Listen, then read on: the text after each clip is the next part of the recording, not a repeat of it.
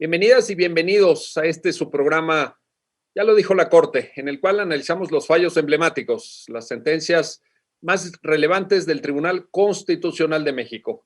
En esta ocasión vamos a platicar con nuestros invitados del amparo en revisión 1064 diagonal 2019. Se trata de una importante sentencia de nuestra Suprema Corte que nos va a permitir comprender el alcance de un fenómeno que ya lo escucharán ustedes, está muy extendido, no es tan visible en el debate público mexicano, pero sin duda afecta la vida de muchísimas personas, que es la violencia obstétrica institucional. Es una forma de violencia, repito, que a veces no percibimos, que ni siquiera queda claro en muchas ocasiones cuál es su alcance o a partir de qué condiciones se puede configurar, pero que se proyecta en la experiencia de miles, tal vez hasta decenas de miles de mujeres en nuestro país. Para entender el alcance de esta importante sentencia, le doy la bienvenida al programa a Antonio Contreras. Antonio, bienvenido, ya lo dijo la Corte. Hola, muchas gracias y qué gusto saludar de nuevo. Igualmente, Antonio. Y también le doy la bienvenida al programa a Natalia Reyes Heroles. Natalia, bienvenida, ya lo dijo la Corte. Hola, Miguel, muchísimas gracias por la invitación. Y gracias a ti, Natalia, por estar aquí con nosotros. Y empezamos contigo. Natalia, cuéntanos, te quiero pedir que nos ayudes a entender cómo surge el caso, cuál es el contexto fáctico, cuáles son los hechos relevantes y cómo es que el caso llega hasta conocimiento de nuestra Suprema Corte de Justicia de la Nación. Natalia, por favor. Claro que sí, Miguel. Creo que en este caso en particular la relatoría de los hechos es importante para entender qué pasó, precisamente porque tenemos que visibilizar estas formas de violencia. La quejosa es una mujer de 30 años, derechohabiente del IMSS, que está embarazada. Acude a sus citas regularmente, como le corresponde, es un embarazo que transcurre normal, le detectan en algún momento presiones altas, nada del otro mundo. A las 38 semanas, ella comienza con su trabajo de parto, la llevan al hospital que le corresponde, que le habían indicado, y llega en la noche al hospital, y cuando ingresa, ella relata escuchar que no hay ginecólogos. Que la atiendan esa noche, pues le toman la presión, ella advierte sobre esta presión alta que había tenido, le toman la presión y pues transcurre la noche sin mayor pues complicación. Día 2, digamos así, se acerca una ginecóloga, pues la ginecóloga la revisa, le dice que no hay suficiente dilatación y que tiene que esperar, ella vuelve a mencionar sus cuestiones de presión, no hay nada, y transcurre todo ese día. Día 3, trabajo de parto, ¿no? Digo, aquí cada hora cuenta, creo yo. Día 3, ella relata haber tenido un sangrado que no se le atiende, se le vuelve a subir la presión, la pasan a urgencias, llega a urgencias y le dicen, pues no hay dilatación, ¿no? Y no hay más, no hay ultrasonidos, no hay estudios, no hay nada, la mujer sigue en trabajo de parto. Día 4, otra doctora le informa que hay una reducción del líquido amniótico. Esto sabemos todos, pues es una muy mala noticia que pone en peligro la vida del niño, pero también de la madre. Es una noticia que ella relata, pues la conmociona, la espanta, la angustia. Y después de haberle informado esta pequeña noticia, la doctora le pregunta si ha pensado en algún método de planificación familiar. Ella responde que no, ¿no? En algún otro momento ella relata que ella quería tener hijos, más hijos, ¿no? Entonces, pues dice que no, y ante su negativa, ante su respuesta, la doctora la regaña, le dice que es una irresponsable y pues que va a ir a hablar con su marido y que espera que el marido no sea un macho de esos que no entienden, porque si no, a ver cuándo te alivias, ¿no? Entonces aquí hay una parte de amenaza a la prestación del servicio, esto todo relatado por ella. El marido relata que llega la doctora y les informa que por problemas de salud ella no debiera de tener otro embarazo y que requiere, digamos, la adopción de algún método. Ella recomienda una obstrucción tubárica bilateral, una OTB. Firma el marido, firma la madre, regresa la doctora con la quejosa y le dice, oye, tu marido y tu mamá ya firmaron. Entonces, fírmale. Ella relata haber firmado sin entender, ya con la urgencia absoluta de resolver la cuestión del líquido, de entrar a la cesárea, de entrar al quirófano, firma y le practican esta obstrucción tubárica bilateral. Se va al amparo, promueve un amparo indirecto, designando como autoridades responsables al hospital y a la doctora. Es una demanda de amparo, Miguel, muy extensa y me atrevería yo a decir muy bien estructurada y formada. Es una demanda, por ejemplo, que tiene todo un apartado de precisión terminológica en torno a la violencia obstétrica, ¿no? Es una demanda que le va introduciendo y le va dando al juzgador elementos para juzgar este caso en su amplitud y en su dimensión. Entonces, se presentan datos sobre lo que es la violencia obstétrica, sobre cómo otros tribunales han tratado la violencia obstétrica, se hace una especial petición a los juzgadores de abordar el caso con perspectiva de género por lo que implica y se abordan los conceptos de violación. El primer gran concepto de violación es, bueno, una violación a la intimidad, a la integridad, porque se practica, se denomina una esterilización forzada como una forma de violencia, pero también como una forma de tortura, como un acto de tortura.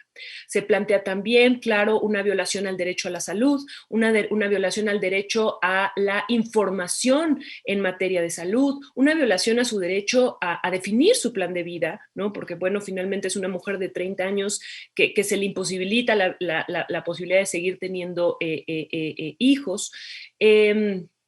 Y en términos generales, si no mal recuerdo, este es el planteamiento en la demanda de amparo.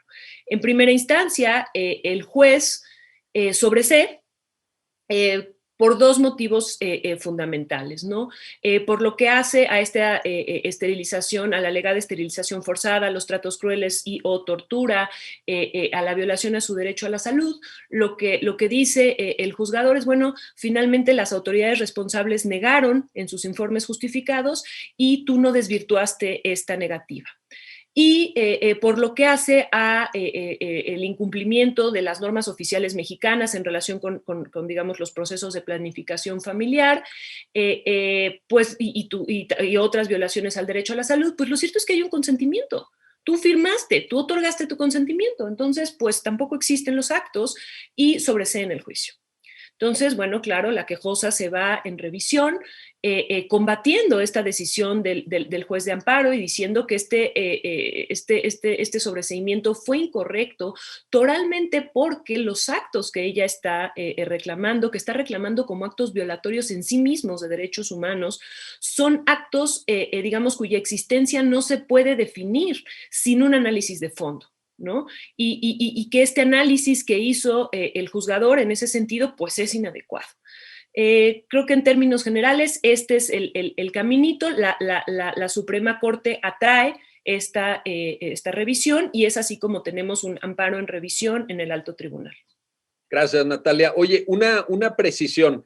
¿Es relevante, te pregunto, Natalia, que la forma de la práctica, pues, del método de esterilización forzada, como ya lo definiste y ahorita lo vamos a platicar con detalle, sea definitivo? Es decir, que no sea un método anticonceptivo reversible. ¿Te hace sentido también hacer esa precisión del carácter definitivo?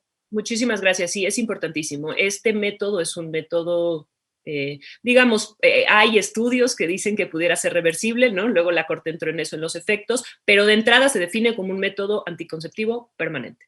Permanente. O a lo mejor reversible en función de los avances de la técnica, de la ciencia, del conocimiento, pero diríamos difícilmente reversible, vaya. Y con intención de ser permanente, pues, o sea, su intención es que sea permanente. Correcto, ahí está el punto. Creo que esto es importante porque también luego se proyecta a la argumentación de la Corte, ¿verdad? Sin duda, gracias. Bueno, vamos contigo, Antonio Contreras.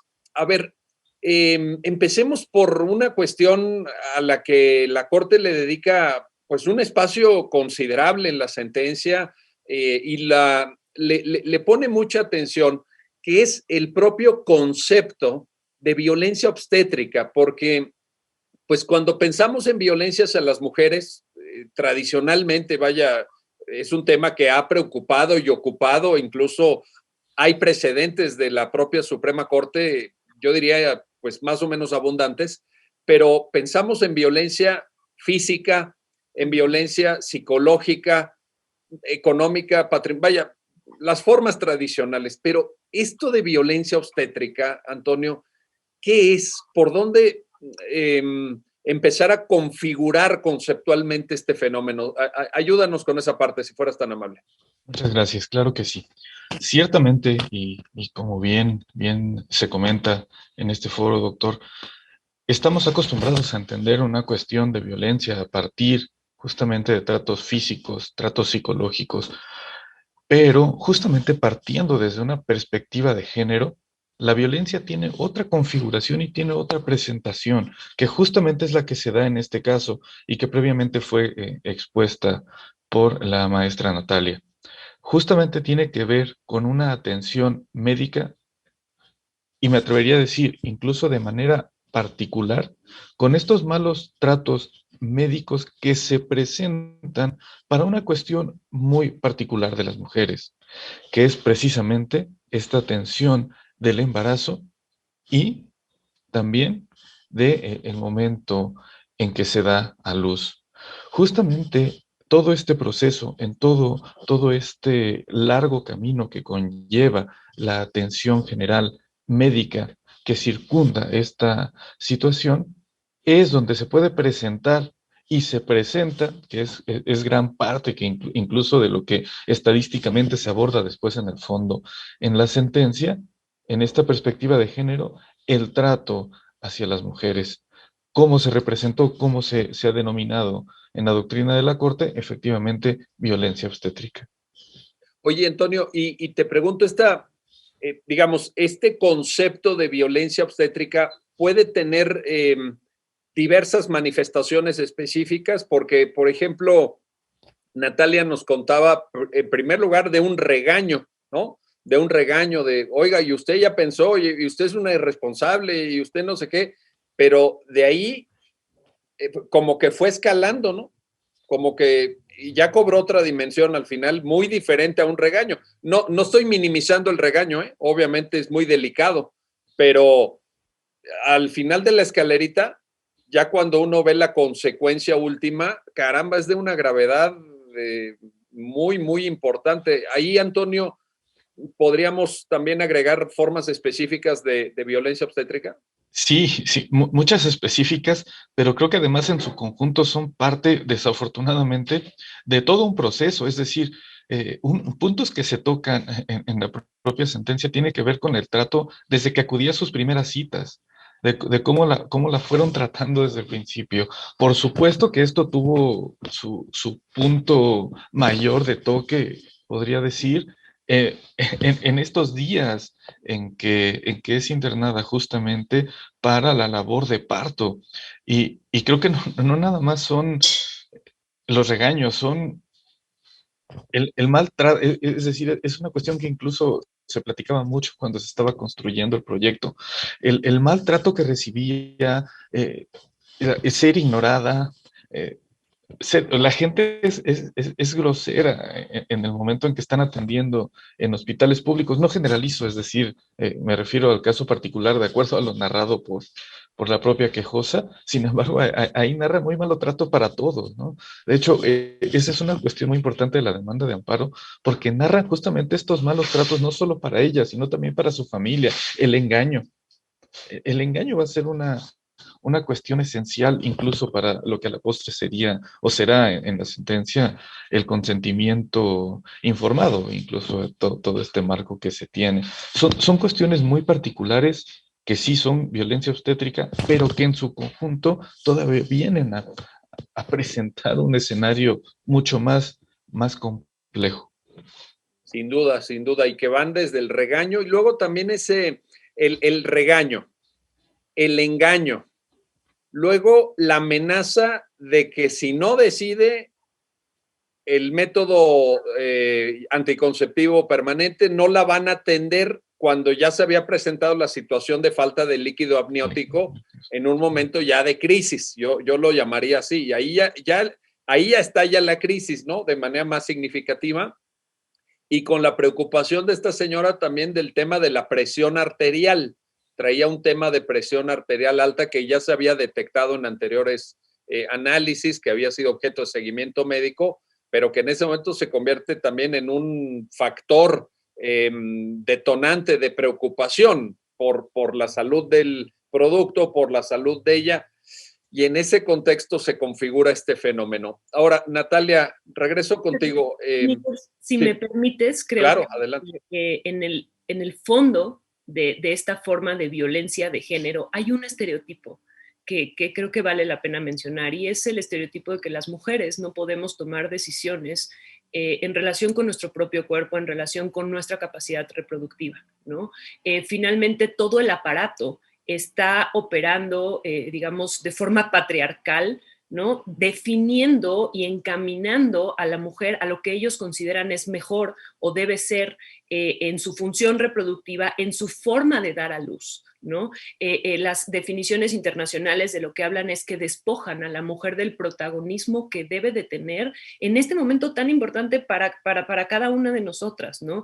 Y creo que, como bien dice Antonio, a partir de este estereotipo, es un proceso de todo el trato, toda la aproximación que tiene el sector médico hacia las mujeres embarazadas, en trabajo de parto, en el momento de dar, o sea, pero es todo el proceso, ¿no? Pero para mí en el fondo lo que está es eso, ¿no? Es decir, tenemos que preguntarle al marido, tenemos que preguntarle a la mamá, y nosotros los médicos somos los que decidimos si es cesárea, si no es cesárea, si estás 4 días en trabajo de parto, y ahí las mujeres, pues, relegadas en un momento que a mí me parece, pues, que es totalmente nuestro, ¿no? Creo que eso está abajo de toda la violencia, de todas las formas de violencia obstétrica, ¿no? En un momento dices, Natalia, que es suyo, pero además en donde involucra una situación de vulnerabilidad también, porque no es que estés en el momento más fuerte de tu vida o en el momento donde tú tengas control de la situación. Ahí un poquito la situación también escapa de tu control, escapa de tu dominio, no, incluso tu proceso de toma de decisiones, ya ahorita lo vamos a platicar, tampoco es el mejor, el más deseable, ¿no? El óptimo, pues. Entonces ahí hay un tema muy, muy, muy delicado. Ahora, yo te quería preguntar, Natalia, por una cuestión que me llama la atención en la sentencia, aparece referido por parte de la Suprema Corte con base en información del INEGI, que es, ¿qué tanto sucede esto? Esto es episódico, esto es anecdótico, es uno en 1,000,000, vaya, tuvo mala suerte la señora Chin, le tocó esta ginecóloga que andaba, pues no sé si de mal humor o un poco apresurada o con mucha carga de trabajo, pero a lo mejor esto es uno en 1,000,000, ¿no? ¿Será eso? Cuéntanos esa parte, Natalia.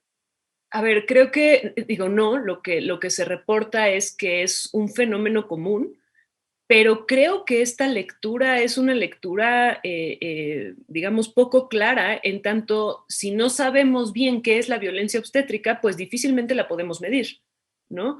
Creo que un poco lo que también está tratando de hacer la sentencia al aportar tantos conceptos y al tratarse de adentrar tanto en lo que implica la violencia obstétrica, es decir, es que es una gama gigante de actos, ¿no? Que se pueden analizar de forma particular o en su conjunto, que constituyen actos de violencia obstétrica y que no estamos viendo y difícilmente los podemos medir. Lo que se puede llegar a medir para mí son las formas más extremas de la violencia obstétrica, ¿no? O sea, pues sí, una esterilización sin consentimiento, si eso no es violencia obstétrica, yo no sé qué es violencia obstétrica, ¿no? Pero ¿qué pasa con todas esas formas que tenemos normalizadas, que pensamos que es lo que nos toca? A las mujeres que redactamos esta sentencia nos pasó que si tú nos hubieras preguntado antes de ponernos a estudiar si habíamos sido víctimas de violencia obstétrica, te hubiéramos contestado que no, ¿no? Que nosotros habíamos tenido un parto y una atención a todo dar. Y cuando empezamos a estudiar, todas llegamos a la conclusión de que sí habíamos sido víctimas de violencia obstétrica, de alguna forma de violencia obstétrica. Entonces, creo, Miguel, que hoy todavía es muy difícil medir, o sea, si ya nos están diciendo los datos que sí hay, esa apreciación para mí es falsa, ¿no? Porque digamos, todo el caminito de lo que sí es violencia, creo, no lo tenemos claro, no lo tenemos claro nadie, no lo tienen claro los médicos, no lo tenemos claro las mujeres, las personas gestantes que accedemos a los servicios de salud, y tampoco lo tienen claro los tribunales, ¿no? Entonces, ahora, no es con todo y eso, que puede haber una subestimación, porque sí, efectivamente, como dices, si no sabes cómo definir el fenómeno, pues difícilmente lo vas a poder identificar. Puede haber una subestimación, pero el dato de INEGI que consta en la sentencia es que 1 de cada 3 mujeres, 1 de cada 3, estamos hablando de millones probablemente, son víctimas de violencia de género en alguna de sus manifestaciones. Esto es altísimo. altísimo, vaya, si esto no nos llama la atención y no nos preocupa, caramba, ¿qué está pasando, no? ¿Qué está sucediendo? Y son datos de INEGI, son datos de una encuesta, pues de la información oficial del Estado mexicano, vaya, no es una ONG o algún periodista o algo así, sino que realmente aquí hay información oficial muy, muy preocupante. Bueno, déjenme hacer una pausa, no se vayan, regresamos enseguida para continuar en esta conversación y análisis sobre el amparo en revisión 1064-2019 y este fenómeno, caramba, durísimo, durísimo en la experiencia de la relación entre médicos y pacientes en materia ginecológica, en materia de, ya lo escucharon, labores de parto, ejercicio de derechos sexuales y reproductivos por parte de las mujeres en México. Regresamos enseguida. Ya estamos de vuelta, ya estamos de regreso en su programa, ya lo dijo la Corte, para continuar analizando, comentando esta sentencia, la que resuelve el amparo en revisión 1064/2019 y el planteamiento de fondo que es la violencia obstétrica. Regreso contigo, Antonio Contreras, para preguntarte sobre un aspecto que también en el desarrollo argumentativo de esta sentencia, que es una sentencia larga también, quiero decir que ocupa muchas páginas y que seguramente requirió de muchas horas, días, a lo mejor hasta semanas de trabajo en la Suprema Corte, que es el tema, Antonio, del consentimiento informado. Ya Natalia nos decía, bueno, pero es que el juez de distrito dijo que al final, pues, se firmó una carta, se firmó un documento, pero eso permite luego, Antonio, que la Corte lleve a cabo este análisis muy puntual y detenido de esa figura. Te pregunto desde dos ópticas. Consentimiento informado en términos generales para cualquier intervención médica, y si hubiera, también te lo planteo, Antonio, alguna singularidad o especificidad en función de del método ya anticonceptivo permanente que le aplican a esta persona. ¿Ahí hay alguna diferencia o nos vamos por un único camino conceptual de consentimiento informado? Antonio, por favor. Muchas gracias. Pues, en principio, quisiera tocar el punto de lo largo de la sentencia, porque tiene dos grandes momentos, la parte del consentimiento informado, ya sea en general, y después en particular, que sí tiene sus requisitos especiales para el caso concreto, que es la obstrucción tubárica bilateral. No obstante, ¿por qué refiero estos puntos, estos distintos momentos en la sentencia? Y sobre todo porque a todos quienes participamos, que fuimos varias personas, ciertamente un primer punto fue la existencia del acto reclamado. ¿Y por qué lo comento? Porque fue la causal por la cual sobreseyó el juez de distrito, efectivamente. Al decir que existía el consentimiento, las autoridades negaron los malos tratos y fue suficiente para que el juez de distrito considerara en este momento procesal que no había desvirtuado la parte quejosa conforme a su carga al haber sido negada por las autoridades responsables la existencia del acto reclamado. Y con base justamente en este consentimiento informado que obraba en autos, determinó la inexistencia. Fue una primera cuestión muy compleja que advertir respecto de la certeza del acto reclamado para poder después abordar temas de procedencia y poder llegar a la cuestión del fondo, que es ya la cuestión del consentimiento. ¿Por qué fue una cuestión muy complicada? Porque la Corte también tiene ya ciertos precedentes respecto de la certeza del acto reclamado cuando deriva de actos de tortura o actos inconstitucionales en sí mismo, por eso se hace énfasis en estos términos, de la reversión de la carga de la prueba en el amparo. Justamente fue una de las cuestiones que se tocó en la sentencia y se dijo, a ver, sí es cierto que existe el consentimiento, sin embargo, es parte de que se relaciona con el fondo. Entonces, en ese sentido, el consentimiento en sí mismo no basta para presumir que se niegan los malos tratos, sino que va a ser materia de análisis y además tampoco puede ser carga de la quejosa tener que demostrar, ¿no? En estas condiciones que además tú ya habías apuntado previamente, en una situación de vulnerabilidad dada propiamente por las cuestiones fácticas del momento, labor de parto, no tenía líquido amniótico, había pasado ya 3 días que había estado internada en este nosocomio y justamente enfrentando estas situaciones que ya se narraron con anterioridad, que se dijo, se tiene que revertir la carga de la prueba y por lo tanto existe la certeza del acto reclamado y tendremos que analizar en el fondo justamente esta parte del consentimiento.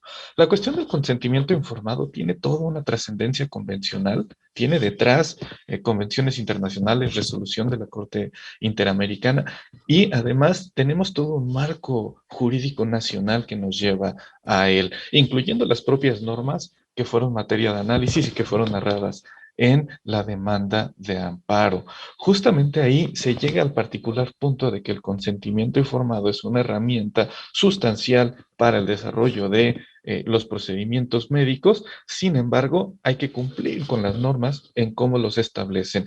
Particularmente en cuestiones obstétricas hay una norma especial que establece los momentos en que se debe, porque además por eso se llama consentimiento informado, informar al paciente de lo que se va a llevar a cabo y cuándo se tiene que hacer para en caso de tener que practicar una cirugía que va a implicar abordar o tocar ciertas partes muy importantes del cuerpo, en el caso particular, obstrucción tubárica bilateral, que significa pues cortar ciertas partes del cuerpo para que no haya reproducción, pues establece precisamente cuáles son los momentos en que se tiene que llevar a cabo para que sea dotada de validez.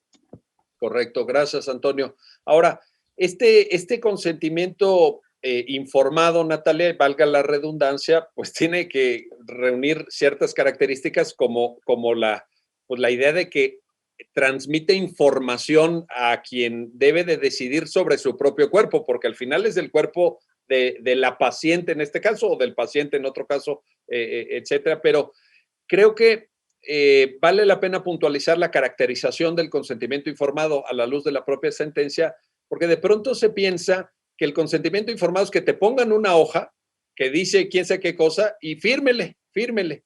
Incluso en la sentencia hay una imagen del consentimiento informado de este caso específico, pero ¿será que es eso? ¿Será que es, oiga, pues aquí hay una hoja, aquí está su firma? ¿Sí es su firma? No, pues sí es, y ahí está su nombre, ¿verdad? Sí es.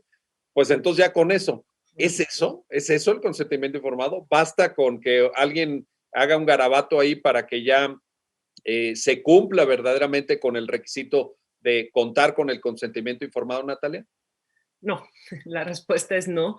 Y la Corte en este punto se sumó a lo ya abordado por la Corte Interamericana. Lo que construyó la Corte fue que, vamos, si ya tenemos estos requisitos generales del consentimiento en cualquier acto médico, resulta que para métodos de anticoncepción permanentes tenemos que tener, por así decirlo, un consentimiento reforzado, ¿no? Por las implicaciones que esto tiene.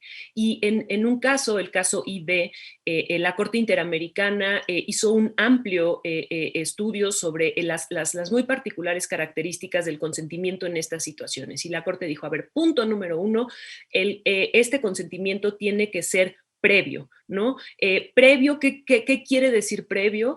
pues que tiene que haber todo este proceso del que hablaba Antonio, y aquí precisa la Corte Interamericana, previo no es en trabajo de parto. Eso no porque sea justo antes, es previo. Previo implica, y aquí hay algo que me encanta que dice la Interamericana, esto no es un acto. Este tipo de consentimientos y en general el consentimiento no se puede materializar en un acto. Tiene que tener toda una cadena en donde quien va a otorgar el consentimiento va razonando, va obteniendo información, ¿no? Entonces, previo no es justo antes. Y otra cuestión muy importante, nunca hay ciertos casos en los que, digamos, opera una excepción al consentimiento. No sé, si te da un ataque al corazón, no te van a estar pidiendo el consentimiento, pero aquí la Interamericana y la Suprema Corte Mexicana lo retoma, dice, un método de anticoncepción permanente nunca puede ser entendido como un procedimiento de emergencia. Entonces, en ese sentido, siempre vas a tener tiempo de que sea previo el consentimiento, ¿no? Segundo, tiene que ser libre. Y a mí esta parte me parece importantísima en casos para prevenir la violencia obstétrica. ¿Libre de qué? Pues primero libre de estereotipos, ¿no? Precisamente libre de este estereotipo de que las mujeres o de que alguien más debe tomar decisiones por nosotras en relación con nuestro cuerpo, nuestra capacidad reproductiva. Pero libre también en tanto que es una decisión solo nuestra, no del marido. O sea, aquí le preguntaron al marido, le preguntaron a la mamá y le preguntaron a los médicos, ¿no? Y libre también de estrés, libre de presiones, libre de coacción. Y es lo que justamente tú decías hace rato, las mujeres cuando están en trabajo de parto no pueden otorgar nada libre. Y también la Interamericana especifica, ¿no? No es libre el consentimiento otorgado en trabajo de parto. Y los últimos dos requisitos, pleno e informado, o más bien informado y pleno. Para que pueda ser pleno tiene que haber información. Y la información tiene que ser una información que se da, o sea, está concatenado con el primer requisito, que es el requisito de previo, una información que se va dando poco a poco. ¿De qué? De todo, de los riesgos que implica, de los otros métodos que hay. Tú bien decías, este es permanente, pues sí, pero hay otros que no son permanentes. Entonces, toda esta información se le tiene que dar a la mujer, a la persona gestante, para tomar una decisión plena, ¿no? Y entonces estos son los 4 requisitos que si no se otorgan, y ahí lo dice la sala antes de entrar al estudio de los conceptos de violación, si no se otorgan, entonces vamos a entender que estamos frente a una esterilización femenina no consentida, forzada. Ahí hay una cuestión terminológica, ¿no? Oye, estoy viendo aquí en la sentencia precisamente este formato que añadió la Suprema Corte, que es un formato, hasta cierto punto se entiende, ¿verdad? Es un machote, como se le suele llamar, es algo que ya viene predeterminado, etcétera, en cuanto a su contenido. Pero te lo planteo, Natalia, por esto que tú mencionas. Creo que por un lado, que efectivamente haya información suficiente y que el consentimiento sea pleno, requiere un análisis ad hoc de la situación del paciente. Y te pongo un caso, si esta mujer hubiera tenido, voy a inventar, porque a lo mejor desde el punto de vista médico ni es cierto, pero ponle que hubiera tenido 50 años. A lo mejor le hubieran dicho, oiga, mire, usted por su edad, ya si se vuelve a embarazar a los 50 o más, a lo mejor ya corre un riesgo. A lo mejor ya no es una etapa de la vida reproductiva de las mujeres óptima. No digo que sea imposible, no es que sea imposible, pero tal vez ya no es la mejor etapa, ¿verdad? Pero requiere un ejercicio personalizado. A mí cuando de repente veo este tipo de machotes en donde, además de las circunstancias ya narradas por la propia mujer, me da la impresión que no pudo haber habido ahí plenitud en el sentido de haber, y bueno, y el carácter previo, libre, todo esto que tú ya mencionaste, pero el hecho de trabajar con machotes, que no haya ninguna singularidad, que no haya ninguna especificidad, que no se vea la situación propia de cada paciente, porque ahora sí que cada paciente es un mundo, cada paciente es diferente, su situación es distinta. En este caso se presentó el tema de la presión alta. Bueno, a lo mejor en otra paciente, pues ese tema no es relevante. Esta señora tenía 30 años, si la paciente hubiera tenido 50, a lo mejor ese hecho de la edad hubiera sido diferente, pero necesitamos también, Natalia, hacer entender que en la relación médico-paciente esta especificidad es necesaria, ¿no? El ver a cada paciente, ¿no? El ver a cada mujer, por ejemplo, también creo que es una cuestión familiar, ¿no? A ver, si bien la decisión le corresponde a la mujer, ¿por qué somos las mujeres las que tenemos que adoptar el método de anticoncepción permanente? Si una familia decidiera que ya no quiere tener hijos, bueno, pues entonces en este proceso de consejería también se podría informar a la familia que hay métodos de anticoncepción femeninos y masculinos, ¿no? Entonces creo que también es un proceso de ver a los individuos, de ver a las familias, de ver y de darles la libertad, ¿no? Ahora sí que la libertad informada a través de la información, de darles la libertad de decidir lo que sea acorde a sus convicciones, a su relación, a sus posibilidades, vamos, a su vida, a su proyecto de vida, ¿no? Y por supuesto, tienes toda la razón, cuando tú quitas la singularidad creando un machote, y además un machote estereotipado, si me permites, ¿no? Porque va dirigido a las mujeres,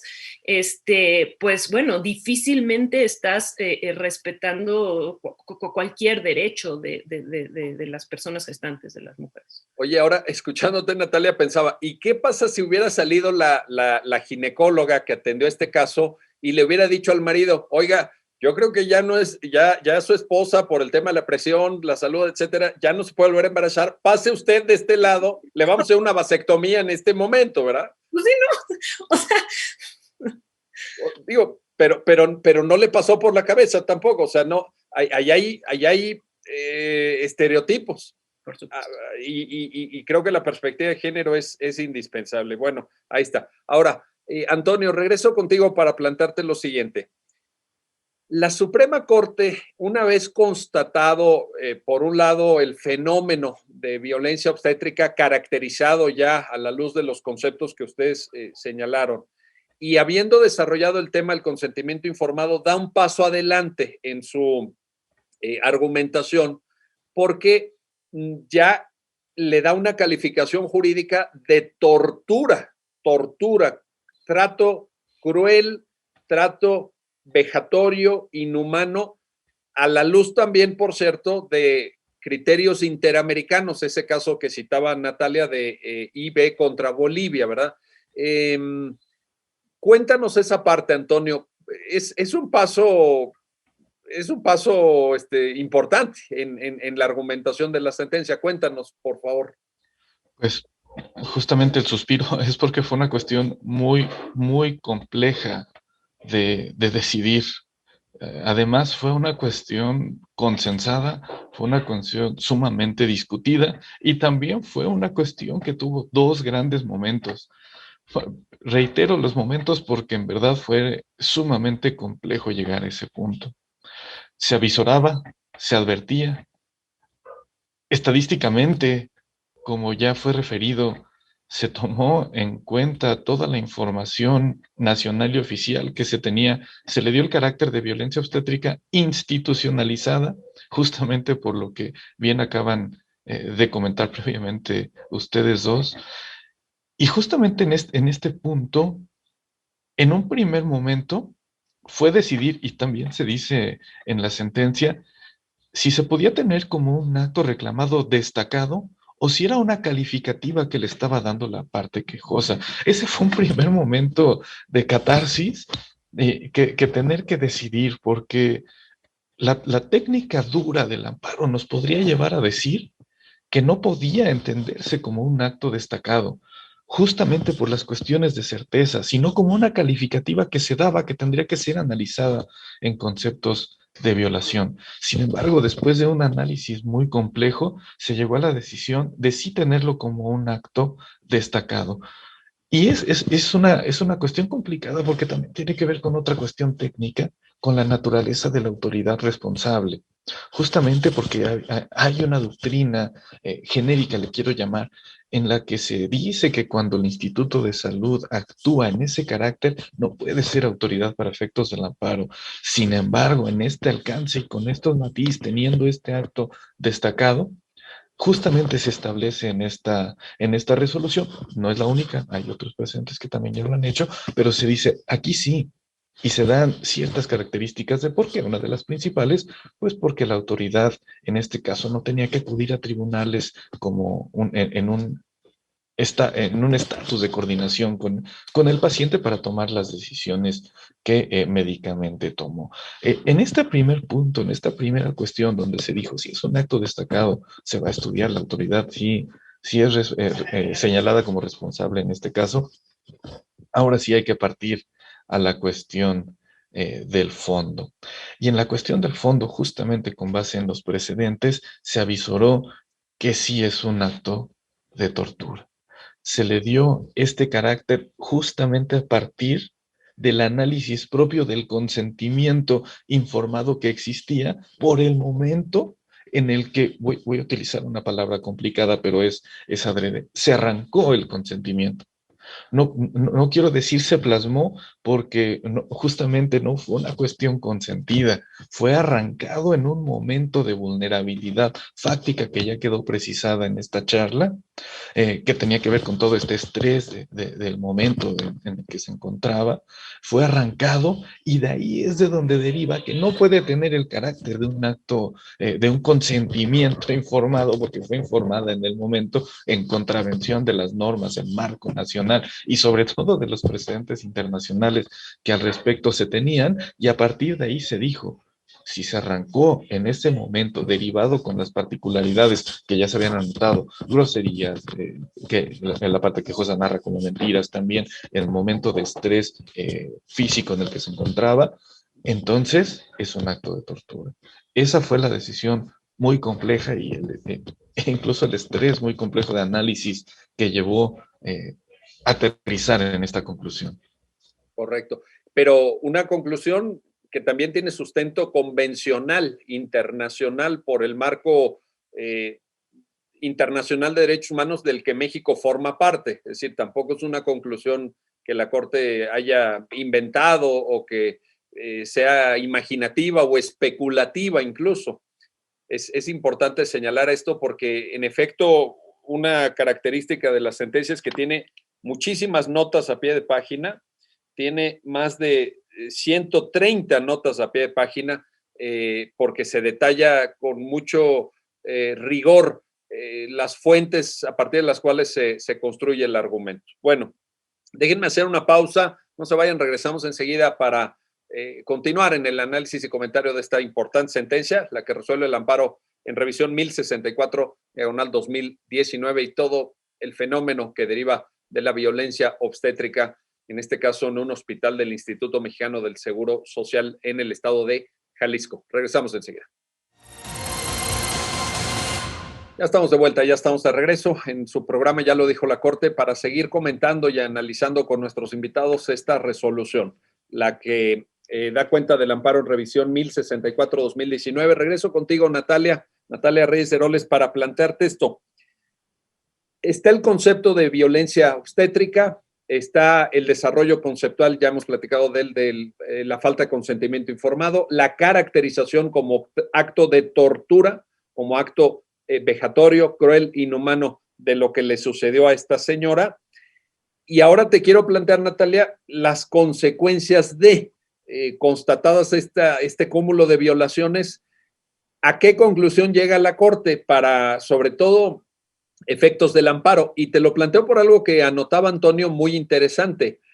Es una sentencia que sale de los cánones tradicionales del juicio de amparo. Es decir, si un amparista así muy formal, muy riguroso, de estos con los cuales muchos de nosotros estudiamos, a lo mejor les diría, oigan, aquí como que esto no es lo ortodoxo, no es lo correcto en materia de amparo. Por eso te planteo, Natalia, y te pido que nos debes entender los efectos, cómo quedan ya en la decisión de la Corte, por favor. Bueno, creo que los efectos, y tienes toda la razón, no es una sentencia que pasaría el examen de juicio de amparo estricto, sin duda, pero a mí la experiencia que tengo es que siempre cuando las sentencias en el fondo logran abrirse o cuestionar ciertas reglas que tenemos como tatuadas del juicio de amparo, pues si los efectos no están a la altura o no dialogan con esa apertura, pues difícilmente se logra la finalidad, ¿no? Sin embargo, bueno, todo es un avance que va poco a poco, que se discute mucho entre los ministros en la sala, ¿no? En este caso, bueno, pues el primer efecto y perdón, Miguel, aquí me gustaría puntualizar, la Corte a la conclusión que llega es, bueno, a ver si hubo una esterilización femenina no consentida, que entiendo como un acto de violencia de género, en particular como un acto de violencia obstétrica y como un acto de tortura, pero también veo actualizadas otras formas de violencia obstétrica. Esto es, no solo justo de lo que hablábamos, en este caso en particular, no solo hubo la esterilización, que es el caso más extremo, sino además toda esta relatoría de amenazas, humillaciones, engaños, maltratos, tal, también constituyeron violencia obstétrica, ¿no? Entonces tenemos esas dos, digamos, elementos que se consideran materializados. A partir de ahí, los efectos, ¿no? El primer gran efecto es, bueno, a la quejosa se le debe de dar una atención médica de intervención quirúrgica, ¿no? Esto, en primer lugar, lo que se tiene, nosotros lo que advertimos es que había cierta información científica que revelaba que era posible revertir una obstrucción tubárica bilateral en ciertos casos, ¿no? Entonces, lo primero que determina la sentencia es, bueno, si la quejosa quisiera, ¿no? Porque ella mucho de lo que se dolía es que se había arruinado su proyecto de vida, en tanto ella y su pareja querían tener más familia, ¿no? Entonces, bueno, que se analizara la posibilidad de revertir esta intervención, esta cirugía, y de no ser posible, pues entonces que se le brindara la posibilidad de acceder a mecanismos, a técnicas de reproducción humana asistida, ¿no? Pues esto como una forma, como otra posibilidad de cumplir, de materializar este proyecto de vida que ella ve truncado a través de esta intervención arbitraria, me atrevería a decir, del Estado, ¿no? En segundo lugar, pues una reparación psicológica, porque pues mucho de lo que se habla en la sentencia es que el derecho a la salud no solo tiene una dimensión física, sino también, y muy importante, una dimensión psicológica. Entonces, bueno, para reparar esto, pues también se requiere todo un proceso de ella en el ámbito psicológico. Se da vista, pues para analizar un posible procedimiento de responsabilidad administrativa a cargo de la doctora, y finalmente lo que determinó la sala es la creación de una guía sobre violencia obstétrica institucional. Esto, digamos, precisamente con el afán de visibilizar, de seguir definiendo lo que es la violencia obstétrica, una guía que implica un cuestionario a todas las mujeres o personas gestantes que vayan a este hospital, digamos, buscando atención relacionada con su servicio, con su sistema reproductivo, ¿no? Para ir, oiga usted, y le hablaron y no le hablaron. Entonces, bueno, así nos vamos haciendo todos conscientes de lo que es la violencia obstétrica, una capacitación a todo el personal del hospital, ¿no? Porque otra cosa que se dice en las sentencias es que esto, la actitud, la violencia institucional de la que fue víctima esta mujer, no solo fue de la doctora, ¿no? Sino fue de todo, desde quien te recibe, ¿no? Todo el sistema, ¿no? Valga la redundancia. Entonces, esta capacitación, pues, es para todos en el hospital. Y esto, pues, como una medida, pues sí, de no repetición, ¿no? Como con el ánimo de lograr una reparación integral, precisamente porque, como lo hemos venido diciendo, se advierte que este es un fenómeno muy común en nuestro país. Entonces, los efectos en ese sentido de esta sentencia, pues no solo deben quedarse en esta mujer, en esta quejosa, sino en la medida de lo posible intentar que haya un efecto más allá de la quejosa, ¿no? Correcto, ahí está este conjunto de efectos. Hay una, Antonio, quiero plantearte esto. Hay una referencia en diversos puntos de la sentencia a la intervención de una organización de la sociedad civil que es GIRE. Esta es una organización muy importante para el debate que nos ocupa en la historia reciente del país, porque han hecho un trabajo, me atrevo a calificarlo así, heroico. Han hecho un trabajo en donde han aportado argumentos, defensa de casos prácticos, etcétera. Y yo te pregunto, y además también la Corte señala en su sentencia que GIRE aportó un documento de amicus curiae, en donde también concentraba pues parte de la reflexión conceptual alrededor del fenómeno de la violencia obstétrica institucional. Cuéntanos esa parte también. ¿Por qué es importante este acompañamiento a las víctimas, esta coparticipación en este tipo de litigios, Antonio, por favor? Pues por supuesto, incluso la propia figura nos lo dice y allega de información que fue sumamente relevante, muchos datos estadísticos, una trayectoria digna de reconocer de esta institución y que justamente y cabe destacarlo porque además deriva de la propia sentencia, GIRE también acompañó a la quejosa en la demanda de amparo y aportó el amicus con la intención de allegar de información especializada sobre el tema. Fue muy importante, de hecho, por eso se destaca y se sintetiza en la propia sentencia. Varios de los datos se recogieron y están planteados incluso en el fondo y sobre todo destacar también que esta naturaleza del acto reclamado que se le dio desde un principio tuvo que ver mucho con la participación de esta asociación e incluso así se ve reflejado en el amicus. Oye, y lo curioso, Antonio, es que en efecto el amicus se tomó en serio, porque luego yo he escuchado quejas de algunas abogadas o abogados que dicen, oye, le dedicamos kilos y horas y mucho esfuerzo al amicus, y el Tribunal de Amparo pues dijo, gracias por participar, ¿verdad? Qué padre, pero no se toma en cuenta. Entonces, aquí, Antonio, sí vemos un diálogo entre GIRE y la argumentación, la construcción argumentativa que hace la Corte en el fallo, ¿verdad?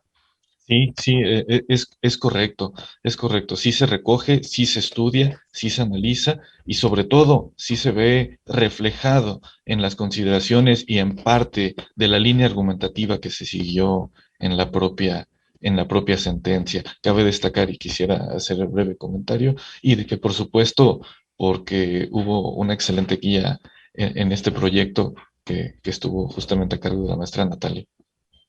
Eso también ayuda mucho. A ver, ahora, hay digamos, viendo ahí, decía Natalia, bueno, es que a lo mejor en un examen tradicional de amparo esto lo hubieran reprobado. No, yo creo que el amparo se va configurando sentencia a sentencia y se va configurando momento a momento y al final quien lo define es la Corte, pero una lectura de la sentencia, Natalia, ya para acercarnos al final del programa, es que quizá la Corte se quedó un poquito en la raya de no dar el siguiente paso. Y te lo pongo concretamente en dos aspectos. Primero, tú misma lo decías, se da vista para el inicio de un posible procedimiento de responsabilidad administrativa y se ordena que el juez de distrito del lugar en donde está ubicado el órgano interno de control le dé seguimiento. Pues yo creo que constatados estos hechos, aunque ciertamente no es un proceso penal, ni es un proceso donde haya habido, por la propia naturaleza amparo, un desahogo de testimoniales, eso lo entiendo muy bien. Pero aquí la narrativa de los hechos, que son los que permiten a la postre efectivamente dotar de los efectos que tú ya señalaste en la sentencia de la Corte, darían como para que la Corte dijera, se instruye el procedimiento de responsabilidad administrativa, se nos notifica cómo está y quiero ver los resultados concretos. Es el primer punto que te planteo. Y segundo, la práctica internacional de muchos tribunales, incluida la Corte Interamericana de Derechos Humanos, es acompañar este tipo de pronunciamientos con indemnizaciones económicas. Aquí no aparece.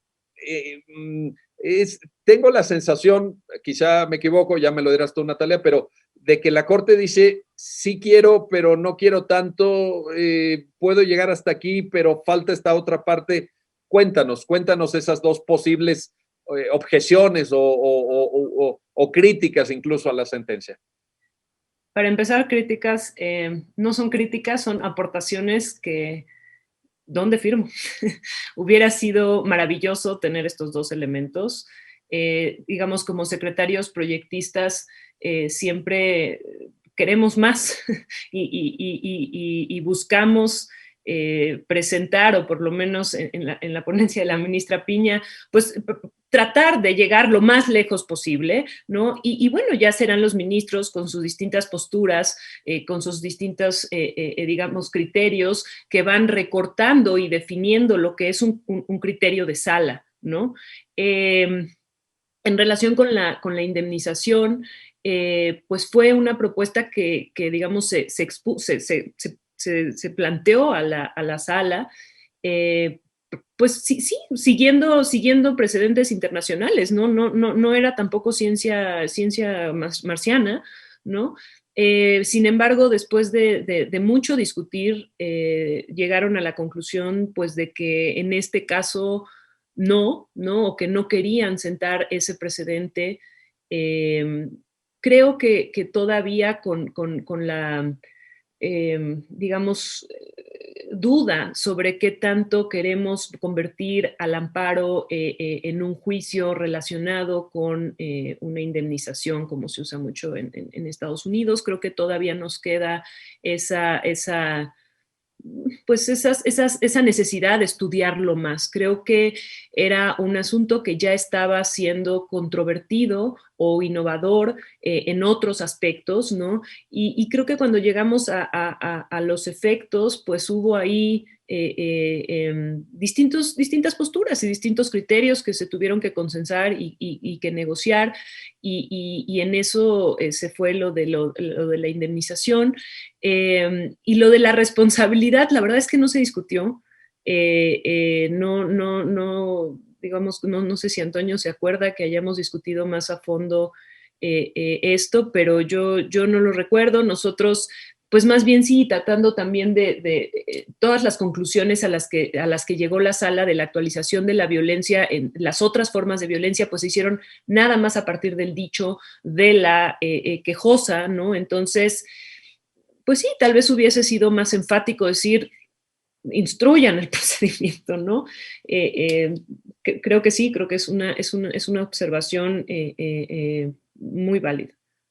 Y también apunto ahí por si eventualmente sirviera, y si alguien por ahí nos está escuchando, más adelante lo quiere tomar en cuenta, cuando este tipo de casos han llegado a conocimiento de alguna comisión de derechos humanos, órgano no jurisdiccional, a mí me ha tocado participar en alguno de ellos y hemos siempre sugerido que se dé vista incluso al Ministerio Público, porque esto puede tener consecuencias de índole penal. Es decir, cuando tú ya caracterizas algo como tortura, pues el paso siguiente es, esto puede tener consecuencias penales, con esto no estamos jugando, no es una cosa menor, y hay el Ministerio Público que tiene deber de investigar.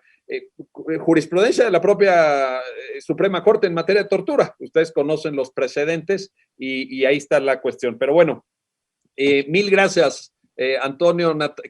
¿Quieres apuntar algo, Natalia? No, que fue también un tema muy discutido. Si esta otra forma de tortura era esa misma tortura, digamos, que nos llevaba a dar vista al Ministerio Público. Bueno, esa discusión está buena.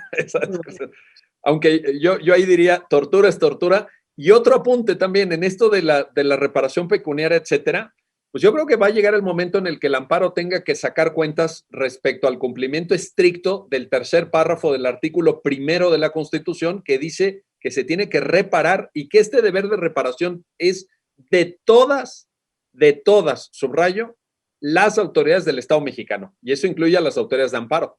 Antonio Contreras, Natalia Reyes, gracias a ambos por ayudarnos a entender esta sentencia, y gracias a usted que hace posible este programa, ya lo dijo la Corte, en el cual analizamos los fallos emblemáticos, las sentencias más relevantes del Tribunal Constitucional de México.